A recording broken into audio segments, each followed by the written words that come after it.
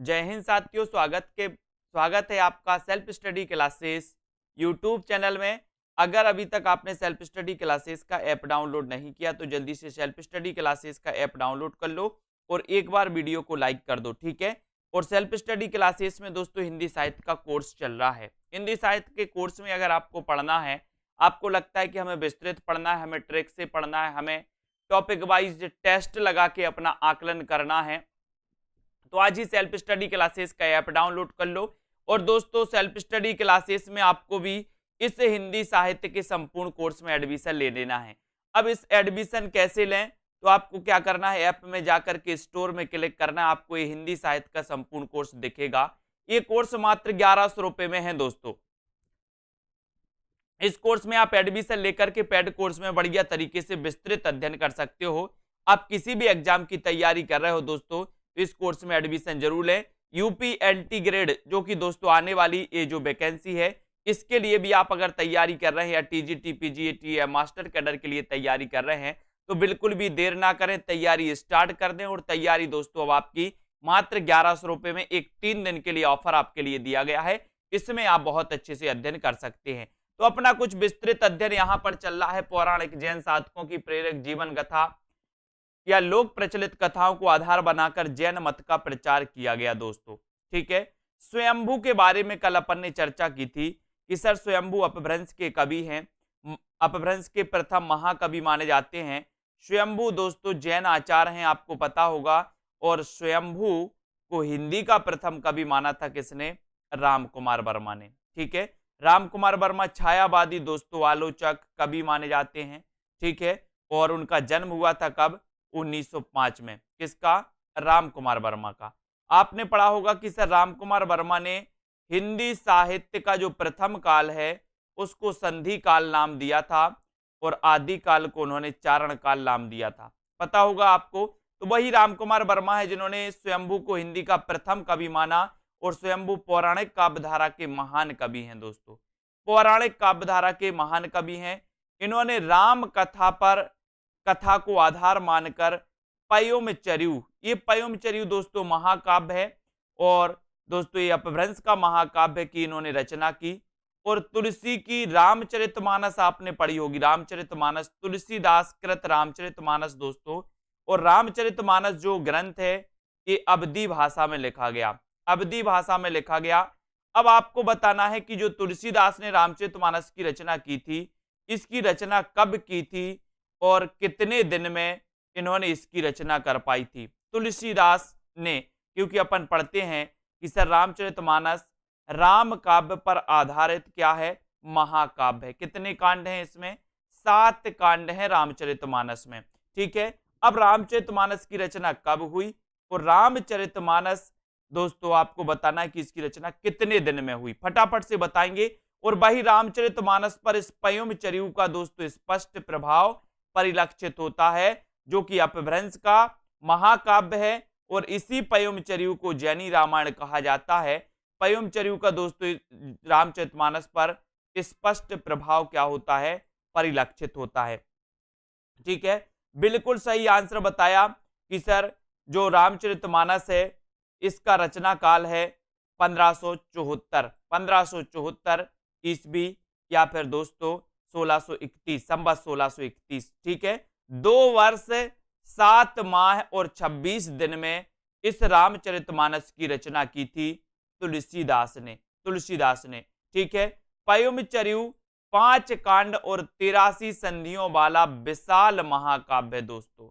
इसमें 5 कांड है पयोमचर्यु में, और 83 संधियों वाला ये क्या है, महाकाव्य है। और अपभ्रंश का आदि काव्य माना जाता है। अतः स्वयंभू को अपभ्रंश का वाल्मीकि कहा जाता है। एक क्वेश्चन भी कई बार आया है कि अपभ्रंश का वाल्मीकि किसे कहा जाता है। वाल्मीकि देखो कैसा लिखा, पिछली बार एलटी ग्रेड में वाल्मीकि शब्द आया था, वाल्मीकि शब्द शुद्धि में पूछा गया था कि वाल्मीकि की जो है शब्द शुद्धि करिए या फिर शुद्ध करिए, या वाल्मीकि कैसा लिखा जाता है, इस प्रकार से ये एलटी ग्रेड में पूछा गया था पिछली बार जब एलटी ग्रेड हुआ था। तो वाल्मीकि आपको याद रख लेना। और डॉक्टर भयाणी ने स्वयंभू को अपभ्रंश का कालिदास और पुष्पदंत को भवभूति कहा। यहां से एक क्वेश्चन आपका क्वेश्चन बन जाएगा दोस्तों एग्जाम में। सबसे पहले तो आपसे ये पूछा गया कि पय्युम चरिऊ के रचनाकार कौन है, तो अपन ने बता दिया स्वयंभू हैं। ठीक है, अब स्वयंभू का जो पय्युम चरिऊ है ये इसमें 5 कांड है, 83 संधियों वाला ये महाकाव्य है।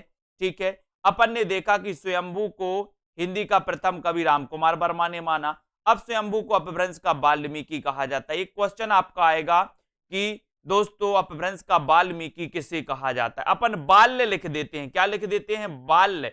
ऐसा बनाया और या बना दिया, या नहीं बनाना अपन को, सीधा आधा ला और मां में छोटी की और की, इस प्रकार से। तो ये वाल्मीकि आपको शब्द शुद्धि में भी पूछा गया था एलटी ग्रेड में। ठीक है, अब डॉक्टर भयाणी ने स्वयंभू को अपभ्रंश का कालिदास, अब ये आपसे पूछा जाएगा कि दोस्तों अपभ्रंश का कालिदास किसे कहा जाता, तो अपभ्रंश का कालिदास स्वयंभू को कहा जाता। स्वयंभू को अपभ्रंश का कालिदास किसने कहा, तो उत्तर होता डॉक्टर भयाणी ने। अब पुष्पदंत से पूछा जाता है कि अपभ्रंश का भावभूति किसे कहा जाता, तो अपभ्रंश का भावभूति पुष्पदंत को। किसने कहा, तो किसने कहा, डॉक्टर भयाणी ने। तो डॉक्टर भयाणी ने स्वयंभू को अपभ्रंश का कालिदास और पुष्पदंत को भावभूति कहा, ये आपको याद रख लेना है। उसके बाद रोड़ाकृत राउल बेल की बात करते हैं। 11वीं शताब्दी गद्य पद्य मिश्रित चंपू काव्य है दोस्तों। चंपू काव्य समझते हो आप, चंपू काव्य यानी कि जिसमें गद्य और पद्य का क्या होता है, मिश्रण होता है, वो चंपू काव्य कहलाता है। और ये दोस्तों जो चंपू काव्य है राउल बेल, ये बहुत ही प्राचीनतम कृति है। यह धार मालवा के एक शिलालेख पर अंकित है दोस्तों, ये भी अपन को याद रख लेना है।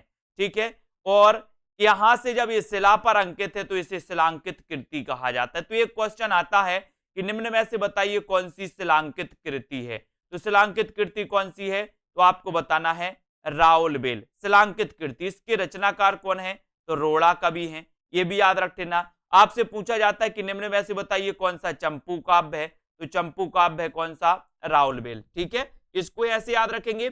उसके बाद आपको पता होनी चाहिए कि राउल बेल जो है ये 11वीं शताब्दी का लौकिक श्रृंगारी काव्य है दोस्तों। इसमें किसी राजा के अंतःपुर में रहने वाली विभिन्न प्रदेशों की रानियों का वर्णन है और राउल बेल में नक्सिक वर्णन की श्रृंगार परंपरा का आरंभ माना जाता है।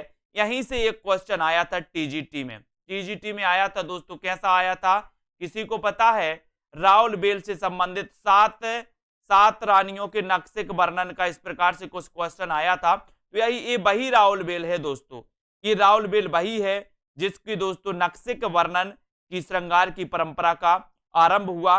तो आपसे कभी क्वेश्चन यहां से भी पूछा जाता है कि निम्न में से बताइए किस रचना के माध्यम से नक्सिक वर्णन की श्रृंगार परंपरा का आरंभ माना जाता है, तो आपका उत्तर होता है राउल बेल। राउल बेल रोड़ा कवि है ना, इनको भी अपन को याद करना है। उसके बाद बिल्कुल 7 भाषाओं का प्रयोग हुआ जिसमें राजस्थानी मुख्य आयुषी जी, बिल्कुल सही है। ठीक है, भारतीय भाषा में रचित इस्लाम धर्मावलंबी कवि की प्रथम रचना संदेश रासक 13वीं सदी है और इसके रचयिता है अद्दहमाण। अद्दहमाण यानी कि अब्दुल रहमान। यह 3 प्रकरणों में विभाजित 223 छंदों का दोस्तों क्या है, संदेश काव्य है। अब यहां से क्वेश्चन बनता है कि संदेश रासक को हिंदी की प्रथम रचना किसने माना है, या फिर अब्दुल रहमान को हिंदी का प्रथम कवि किसने माना है, ये आपको कमेंट में लिखना है। तो जल्दी से एक बार कमेंट में लिख दो। बाकी यहां पर आपको ये चीज याद रखनी है कि जो संदेश रासक है इसके रचनाकार अब्दुल रहमान है, क्योंकि अब दूर नहीं है संदेश भेजना। अब दूर है क्या, नहीं है, एक बटन चटकाओ हजारों संदेश पहुंच जाते हैं। पहले क्या होता था, कभी कबूतर के माध्यम से संदेश भेजते थे, फिर डाकिया दोरी चिट्ठियां चल गई, हफ्तों महीनों में दोस्तों वो चिट्ठियां आपकी पहुंच पाती थी। लेकिन आज का युग जो है बोले अब दूर नहीं है संदेश भेजना, तो अब दूर नहीं तो अब्दुल रहमान और संदेश भेजना तो संदेश रासक इनकी रचना है। और बिल्कुल सही आपने उत्तर बताया कि सर हजारी प्रसाद द्विवेदी ने इस संदेश रासक को हिंदी की प्रथम रचना और अब्दुल रहमान को हिंदी का प्रथम कवि माना है, ये भी याद रख लेना।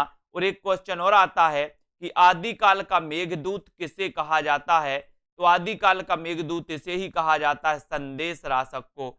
आदिकाल का मेघदूत संदेश राशक को कहा जाता है।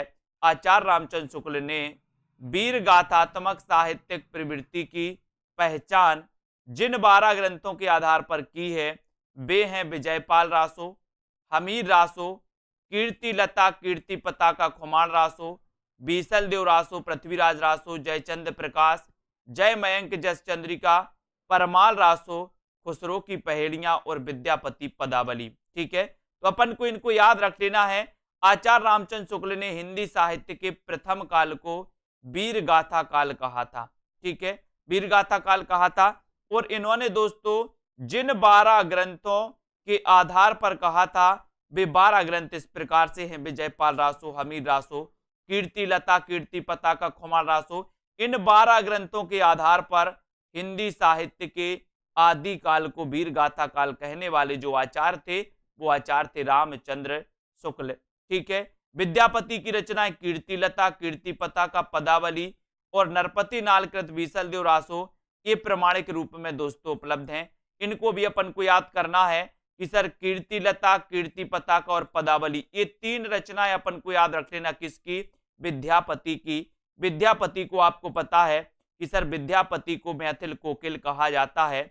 विद्यापति ने कुल मिला के 16 ग्रंथ लिखे थे दोस्तों। कितने ग्रंथ लिखे थे? 16 ग्रंथ लिखे थे।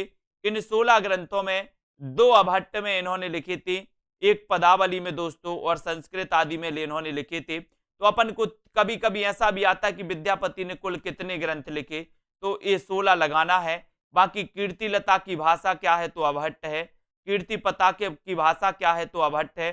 पदावली की भाषा क्या है? तो दोस्तों इसकी मैथिली भाषा है, ये भी अपन को याद कर लेना है। और नरपति नाल की बीसल देव रासो, बीसल देव रासो कई बार पूछा गया कि बीसल देव रासो के रचनाकार कौन है, तब आपको नरपति नाल बताना है। और दोस्तों जो बीसल देव रासो है ये श्रृंगारिक रचना मानी जाती है, बीसल देव रासो, नरपति नाल। और एक क्वेश्चन आता है कि बताइए अजमेर के शासक से संबंधित रचना कौन सी है? तो वो रचना है बीसल देव रासो।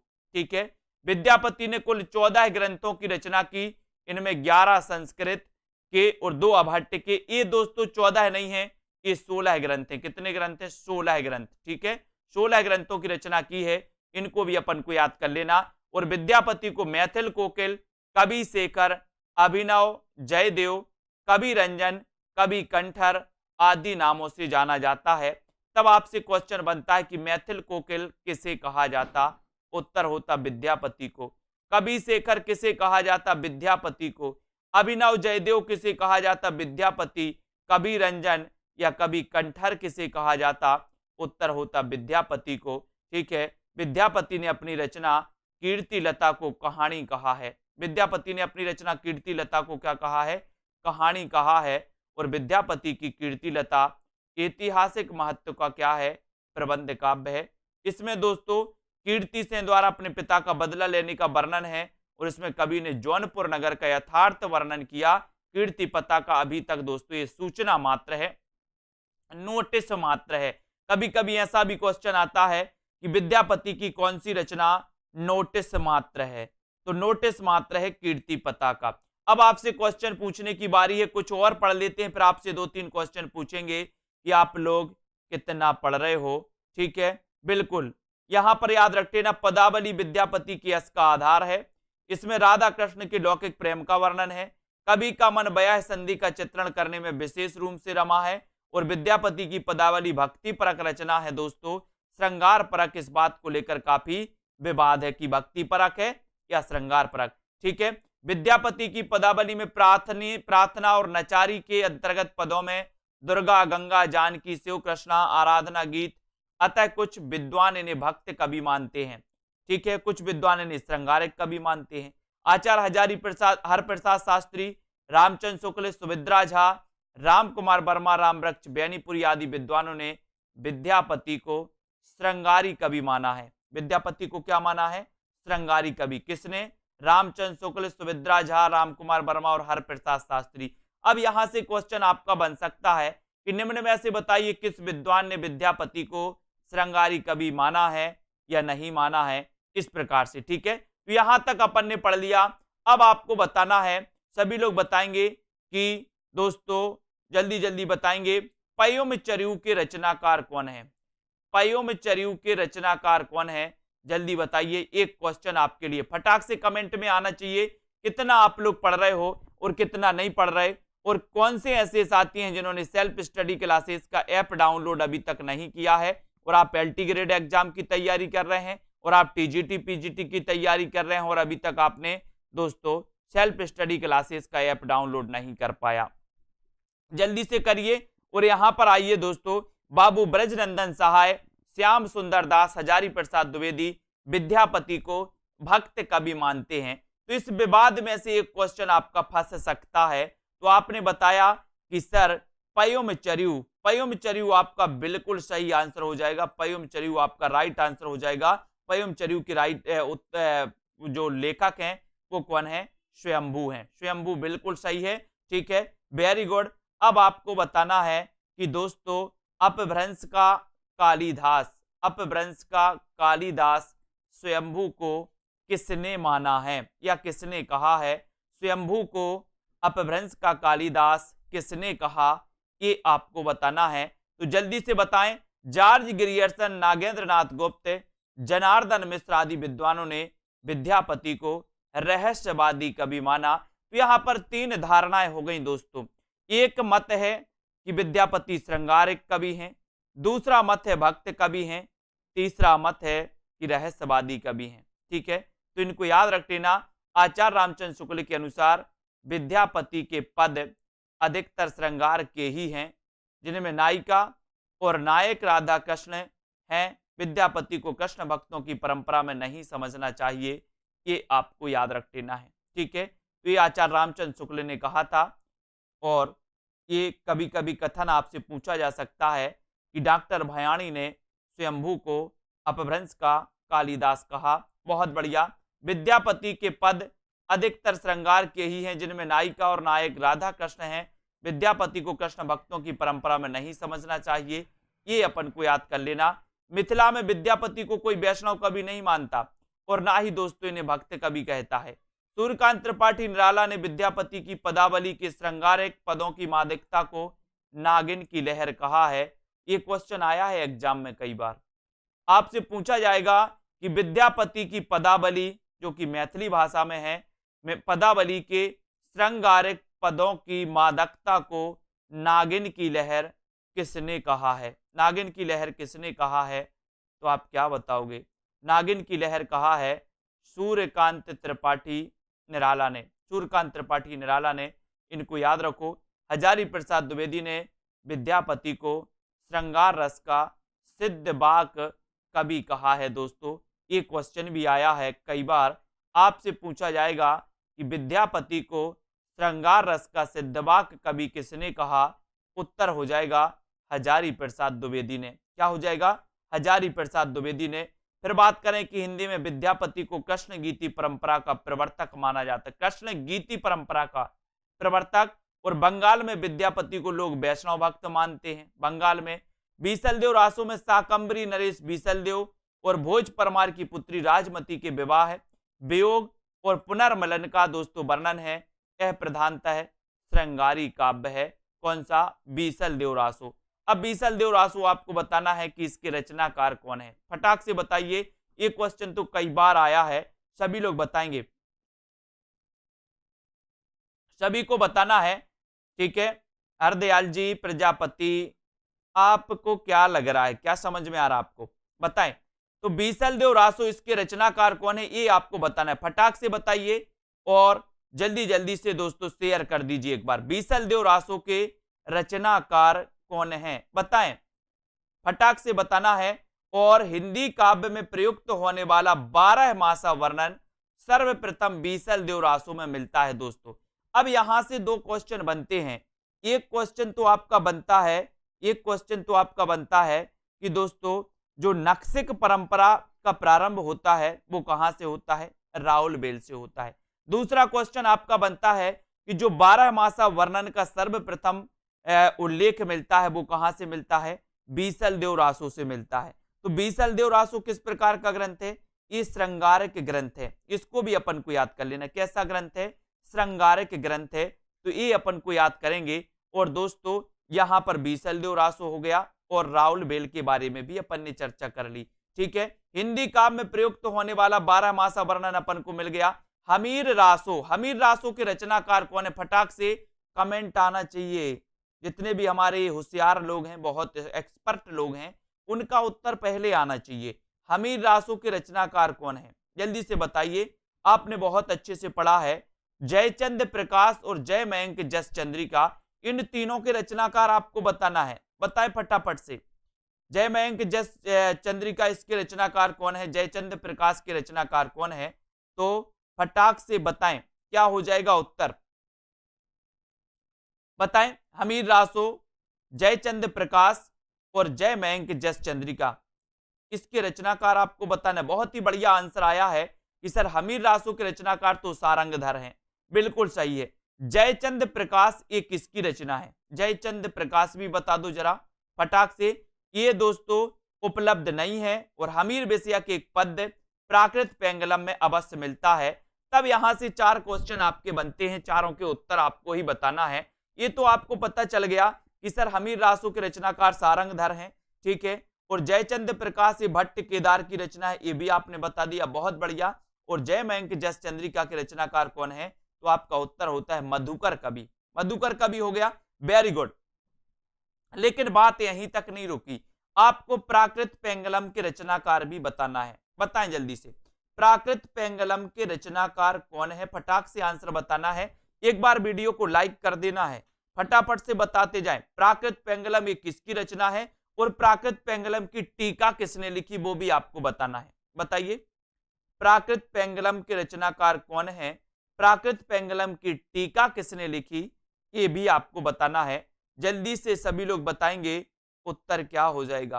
प्राकृत पेंगलम ये किसकी रचना है? और आपने बता दिया है दारसू शर्मा जी, आपने बिल्कुल सही बताया कि सर प्राकृत पेंगलम ये लक्ष्मीधर की रचना है। और प्राकृत पेंगलम की टीका जो लिखी थी, वो लिखी थी किसने? बंसीधर ने। ठीक है, बंसीधर ने लिखी थी। ये आपका बिल्कुल सही है। किसने लिखी थी? बंसीधर ने। Very good. जगनिकृत परमाल रासो, परमाल रासो आला के रूप में ही पहचान जाता है दोस्तों। परमाल रासो, आला एक प्रकार का लोक गान है जो विभिन्न क्षेत्रों में विभिन्न रूपों में गाया जाता है। अब आपको बताना है कि परमाल रासो का अन्य नाम क्या है। और दोस्तों इसे आला के रूप में जाना जाता है, तो आला कब गाया, आला का गायन कब किया जाता है, या फिर आला कब गाया जाता है, किस ऋतु में गाया जाता है, ये क्वेश्चन भी आया है दोस्तों। तो बताएं, जल्दी से आपको चयन करना है।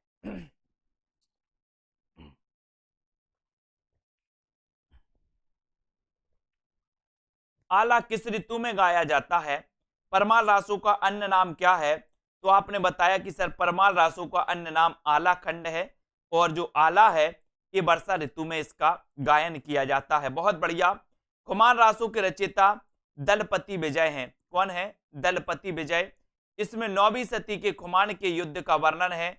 इसमें मेवाड़ के परवर्ती शासकों जैसे महाराणा प्रताप सिंह, राज सिंह का वर्णन है। और इससे प्रतीत होता है कि यह रचना 17वीं सदी के आसपास की है। इसको भी याद करना है। महाराणा प्रताप सिंह। तो दलपति खुमान रासो के रचयिता कौन है? दलपति विजय। खुमान, आपको पता है दोस्तों कि अगर कोई दलपति का दलपति विजय हो जाए तो उसको गुमान हो जाता। अपन ने पढ़ा है ना, गुमान हो जाता, गुमान। तो खुमान रासो, दलपति विजय, पृथ्वीराज रासो हिंदी का प्रथम महाकाव्य है और इसके रचयिता चंद बरदाई। पृथ्वीराज चौहान के अंतरंग माने जाते हैं दोस्तों। ठीक है, तो इनको अपन को याद करना है कि सर पृथ्वीराज रासो जो है ये हिंदी का प्रथम महाकाव्य है। और हिंदी के प्रथम महाकवि कौन है? तो उत्तर होता है चंद बरदाई। हिंदी के प्रथम महाकवि कौन है? चंद बरदाई। ठीक है, इनको याद रखेंगे।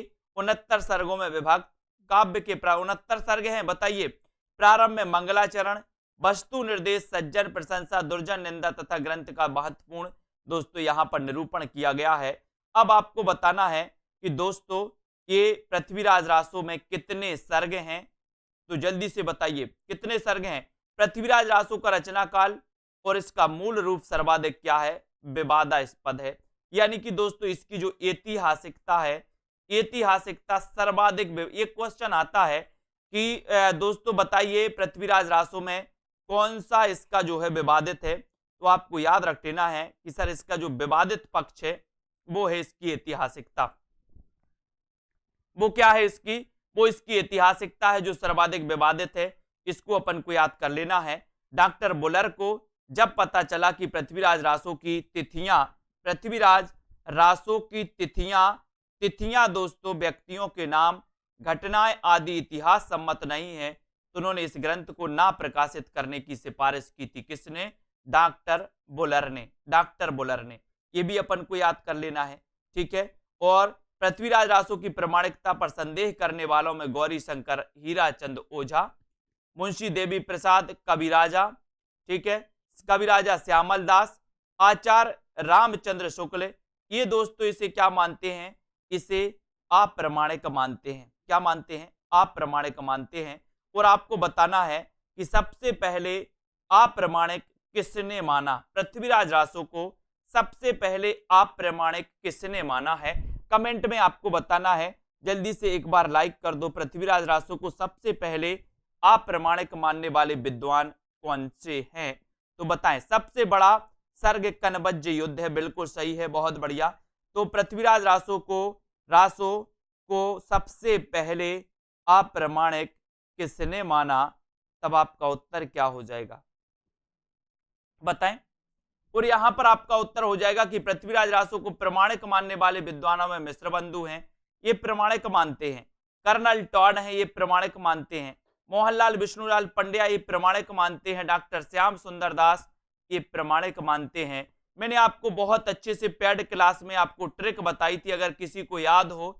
अप्रमाणिक मानने वाले, प्रमाणिक मानने वाले और अर्ध प्रमाणिक मानने वाले। देखते हैं कौन बता पाता है ट्रिक। अप्रमाणिक, प्रमाणिक और अर्ध प्रमाणिक की ट्रिक बताइए जल्दी से। मैंने तीनों चीजें आपको बताई थी। अप्रमाणिक मानने वालों की ट्रिक बताई थी, प्रमाणिक और अर्ध प्रमाणिक तीनों की ट्रिक बताई थी। किसको याद है देखते हैं, जल्दी से बताइए कमेंट में। उसके बाद थोड़ा सा अब आपसे पूछा जाएगा। आपसे पूछा जाता है दोस्तों कि विद्यापति के पदावली के श्रृंगारिक पदों को नागिन की लहर किसने कहा है, जल्दी से बताइए, बताएं फटाफट से बताएं। अप्रमाणिक, राम राम श्याम श्याम गोरी देवी बोल, बहुत बढ़िया कुरैशी जी। अप्रमाणिक मानने वाले विद्वानों की ट्रिक बता दी कुरैशी जी ने, वेरी गुड। और किसी को पता है बताएं।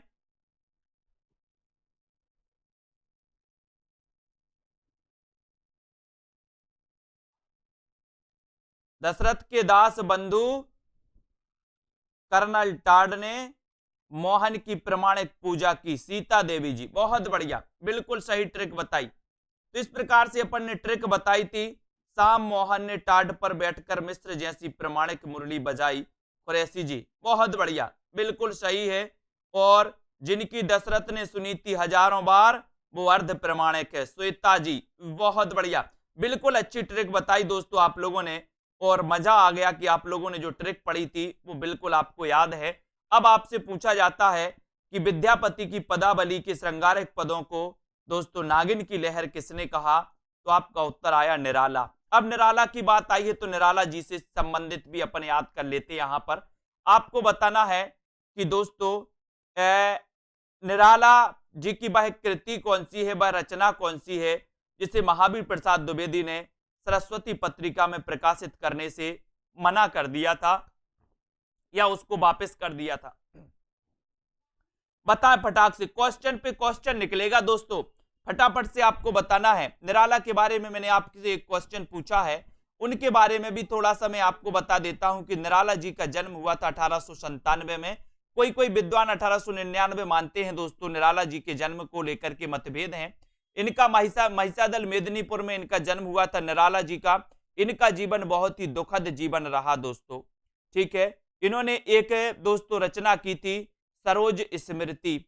सरोज स्मृति हिंदी संसार का सबसे शोक गीत माना जाता है और इनकी एक रचना राम की शक्ति पूजा, बहुत ही प्रसिद्ध रचना है, कई बार पूछी गई। राम की शक्ति पूजा के रचनाकार कौन है? तो निराला जी माने जाते हैं। आधार स्तंभों में से, चार छायावाद के आधार स्तंभों में से एक माने जाते हैं निराला जी। और इनकी रचना थी दोस्तों कौन सी? 1916 की रचना थी जूही की कली। जूही की कली तो निराली है, तो निराला जी की रचना है। बहुत बढ़िया, बिल्कुल सही आंसर आपने बताया है। अब बात आती है दोस्तों यहां पर महावीर प्रसाद द्विवेदी की, क्योंकि इन्होंने, महावीर प्रसाद द्विवेदी ने सरस्वती पत्रिका में प्रकाशित करने से मना कर दिया था। एक क्वेश्चन पूछा जाता महावीर प्रसाद द्विवेदी से कि महावीर प्रसाद द्विवेदी सरस्वती पत्रिका के संपादक कब बने? बताइए, सरस्वती पत्रिका के संपादक कब बने महावीर प्रसाद द्विवेदी? आपको कमेंट में लिखना है। बताइए। कुरैशी जी, लंबी कविता है राम की शक्ति पूजा, बहुत बढ़िया। दुख ही जीवन की कथा रही, क्या कहूं जो आज तक नहीं कही। ये निराला जी की बहुत ही पंक्ति अच्छी रही दोस्तों। निराला जी महादेवी वर्मा के मोह बोले भाई थे, आपने पढ़ा होगा। और निराला जी दोस्तों, जब निराला जी उनके क्या राखी बंधवाने गए थे महादेवी के पास, तो महादेवी जी से ही उन्होंने पैसे लिए और रिक्शे वाले को देने के लिए। तो निराला जी की कभी कथा सुनना, आप निराला जी की कहानी सुनना दोस्तों, बहुत ही बम्पर है।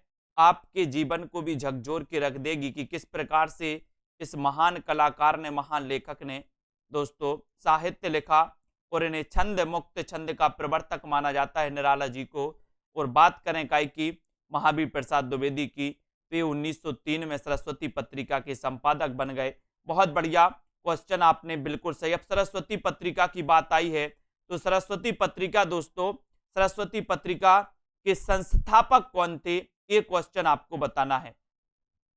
बताएं, सरस्वती पत्रिका के संस्थापक कौन थे? बहुत बढ़िया, राहुल राज जी। महावीर प्रसाद द्विवेदी के बाद देवी दत्त इसके संपादक बने थे 1920 के बाद। तो आपको यहां पर बताना है कि सरस्वती पत्रिका के संस्थापक कौन थे। फटाक से कमेंट में लिखाना। आज तो दोस्तों अपने कुछ क्वेश्चन शब्द से निकलेंगे, जो भी आपका आता है उससे अपन आगे बढ़ेंगे, धीरे धीरे पढ़ते चलेंगे। तो सरस्वती पत्रिका के संस्थापक कौन थे? बहुत बढ़िया क्वेश्चन आया है, किसका? नवदीप कौर का। बिल्कुल सही आंसर है सर। चिंतामणि घोष जो थे, ये सरस्वती पत्रिका के संस्थापक थे। ठीक है, और दोस्तों संस्थापक थे। लेकिन एक क्वेश्चन और आता है, ये जो सरस्वती पत्रिका थी, इसके प्रथम संपादक कौन थे? प्रथम संपादक कौन थे सरस्वती पत्रिका के? फटाक से आपको बताना है। उत्तर आपका क्या हो जाएगा? क्या हो जाएगा? सरस्वती पत्रिका के प्रथम संपादक कौन थे? आपको कमेंट में लिखना है। प्रथम संपादक बताया है दया पांडे जी ने, बहुत बढ़िया बताया है कि सर प्रथम संपादक इसके श्याम सुंदर दास थे। बहुत बहुत बढ़िया, बिल्कुल सही आंसर आया। तो यहां से 3-4 क्वेश्चन बनते हैं जो आपको याद रख लेना है। सबसे पहले यही बनता है कि सरस्वती पत्रिका के संस्थापक कौन थे? तो चिंतामणि घोष थे। ठीक है, फिर पूछा जाता है कि इसके प्रथम संपादक कौन थे? तो श्याम सुंदर दास थे। फिर पूछा जाता है कि महावीर प्रसाद द्विवेदी इसके संपादक कब बने? तो 1903 में बने और 20 तक बने रहे। ये चीज अपन ने यहां तक सरस्वती पत्रिका में पढ़ ली। ठीक है, सरस्वती पत्रिका के बारे में इतनी चीजें पढ़ ली। लेकिन अब एक क्वेश्चन और है कि श्याम सुंदर दास की जो आत्मकथा है उसका नाम क्या है? फटाक से बताइए। एक क्वेश्चन आया था दोस्तों कि हिंदी के प्रथम आत्मकथाकार कौन माने जाते? पंजाब मास्टर कैडर में एक क्वेश्चन आया था कि हिंदी के प्रथम आत्मकथाकार कौन माने जाते हैं। लेकिन वहां पर बनारसी दास जैन का दोस्तों कोई उल्लेख नहीं था। वहां पर विकल्प में श्याम सुंदर दास था। अब श्याम सुंदर दास की जो आत्मकथा है वो नाम आपको बताना है। श्याम सुंदर दास की आत्मकथा कौन सी है? जल्दी से बताओ। तो फटाक से बताना है, श्याम सुंदर दास की आत्मकथा का नाम क्या है? कौन बताएगा? बताएं। मेरी आत्म कहानी। बहुत बढ़िया। देखो किसी किसी ने अर्ध कथा बता दिया, लेकिन अर्ध कथा नहीं बताना है, मेरी आत्म कहानी। मेरी आत्म कहानी को दोस्तों इसका रचना काल भी आपको बताना है। और मेरी आत्म कहानी को आधुनिक काल की दोस्तों, आधुनिक हिंदी साहित्य, हिंदी की दोस्तों क्या मानी जाती है? प्रथम आत्मकथा मानी जाती है। बहुत बढ़िया शांति जी। 1941 1941 इसका रचना काल है। और आपको पता है कि जो अर्ध कथानक है ये बनारसी दास जैन द्वारा लिखी गई आत्मकथा है और ये लिखी थी 1641 में। देखो, अर्ध कथानक 1641 में लिखी, जिसे हम पढ़ते हैं कि हिंदी की प्रथम आत्मकथा कौन सी है, तो अपन अर्ध कथानक पढ़ते हैं। 1641 इसका रचना काल है। लेकिन दोस्तों अपन क्या पढ़ते हैं, अर्ध कथानक के बाद मेरी आत्म कहानी, सेम 1641 से 1941 इसका रचना काल है और ये प्रथम आधुनिक आत्मकथा मानी जाती है। कौन सी दोस्तों, मेरी आत्म कहानी। तो अब आपसे कभी क्वेश्चन पूछा जाए कि हिंदी के प्रथम आत्मकथाकार कौन है और आपके ऑप्शन में बनारसी दास जैन का अगर जिक्र नहीं किया गया तो आपको उत्तर लगाना है कौन, श्याम सुंदर दास। और मेरी आत्म कहानी इनकी आत्मकथा का नाम है। इसको अपन को याद कर लेना है। बहुत बढ़िया, इतने अच्छे से आप लोगों ने पढ़ा है। सिर्फ अपन को थोड़ा थोड़ा पढ़ना है, शब्द से शब्द आगे बढ़ना है, लेखक से लेखक के आगे बढ़ना है। कोई भी शब्द आए, लेखक आए, उसके बारे में भी थोड़ा थोड़ा पढ़ना है। बहुत बड़ा नॉलेज आपका हो जाएगा। पढ़ते रहिए। सेल्फ स्टडी क्लासेस ऐप को डाउनलोड कर लीजिए, ठीक है। और दोस्तों जिनको भी पेड क्लास में एडमिशन लेना है वो आज ही सेल्फ स्टडी क्लासेस जो है ऐप डाउनलोड कर लो। यहाँ पर आ जाओ। यहाँ पर आपके लिए टेस्ट सीरीज भी करवाई जाती है। हिंदी साहित्य का ये संपूर्ण कोर्स मात्र आप 1100 में इसको परचेस कर सकते हो। दोस्तों ये 1100 ऑफर आपके लिए मात्र 3 दिनों के लिए दिया गया है कि जिन भी साथियों को कोर्स में एडमिशन लेना हो, निरंतर अध्ययन करना है आगे आने वाले एग्जामों के लिए, UP LT grade, RPSC, Punjab master cadre, HP TET, H TET और दोस्तों यूपी टीजीटी, पीजीटी, ऐसे कोर्सों के लिए आपके लिए हिंदी साहित्य के कोर्स के लिए बहुत ही बढ़िया और सबसे सस्ता और सबसे अच्छा रेगुलर 1 साल की वैलिडिटी के साथ आप इसमें पढ़ सकते हो। ट्रिक से भी पढ़ना है, विस्तृत भी पढ़ना है और भी बहुत सारी चीजें जो दोस्तों आपको ज्ञान करना है। उदय जी, ठीक है, रीता कांत जी, बीनू जी, राम जी, विश्वास मलिक जी, जाहिद अली जी, सभी साथियों के लिए धन्यवाद। सिर्फ आपको अपने इस परिवार के लिए, सेल्फ स्टडी क्लासेस परिवार के लिए आगे बढ़ाना है और सेल्फ स्टडी क्लासेस परिवार से जुड़ते रहना अपने सभी साथियों को, ठीक है। ममता पांडे जी, कमलदीप जी, मंजू यादव जी, दारसू, कल्पना जी, सभी साथियों को धन्यवाद। और आज के इस वीडियो के लिए बस इतना ही। बने रहें, लाइक करें, शेयर